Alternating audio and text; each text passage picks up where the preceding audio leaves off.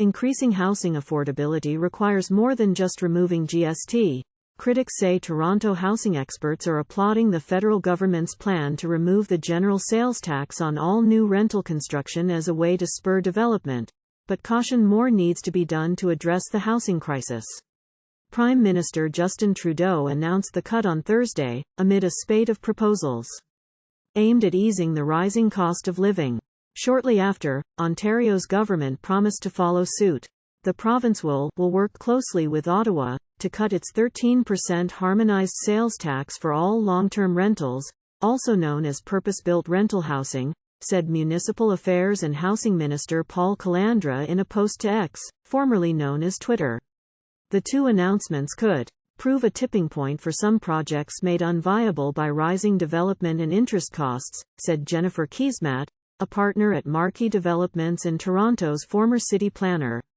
Right now we have developers who build housing, who have, folded up their hands, have laid down their pencils and are sitting it out because there are too many risks, Keesmaat told CBC Radio's Metro Morning. The announcement needs some other policy layers layered in, but it will absolutely begin to play a role in addressing that supply challenge and hopefully get developers building again.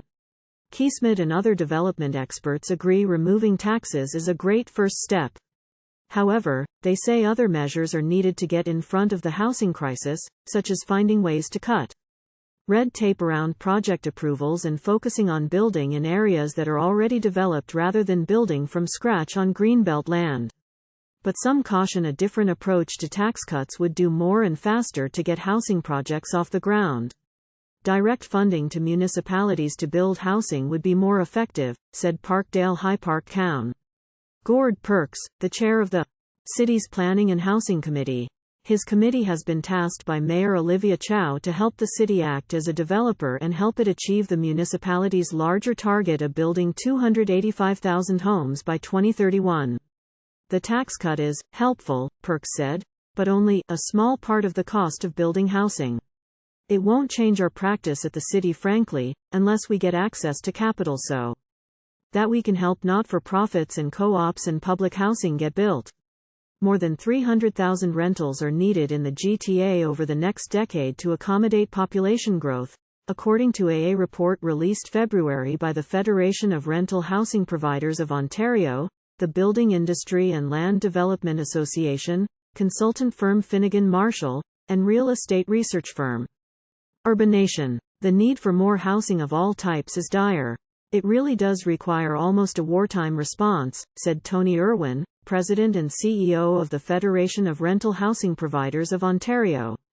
Irwin welcomed the twin tax announcements, noting the industry has been calling for the 5% GST cut for some time since government fees cost anywhere from 15 to 25% of an overall project's cost. We simply need that supply and we need to be able to provide options for Canadians, said Irwin, who's also the interim president of the Canadian Federation of Apartment Associations. Purpose-built rentals are specifically important as they are among the most affordable options for renters and are geared toward families, seniors and newcomers, Irwin said. However, he says the majority of the existing units were built 40 years ago, and the industry has largely shifted toward condo development. That's because governments in the 1990s largely chose to invest in community-based housing and nonprofit housing, said Ray Sullivan, Executive Director of the Canadian Housing and Renewal Association. For affordability's sake, Sullivan says he hopes the tax cuts are paired with measures that increase access to housing benefits and double the supply of community housing.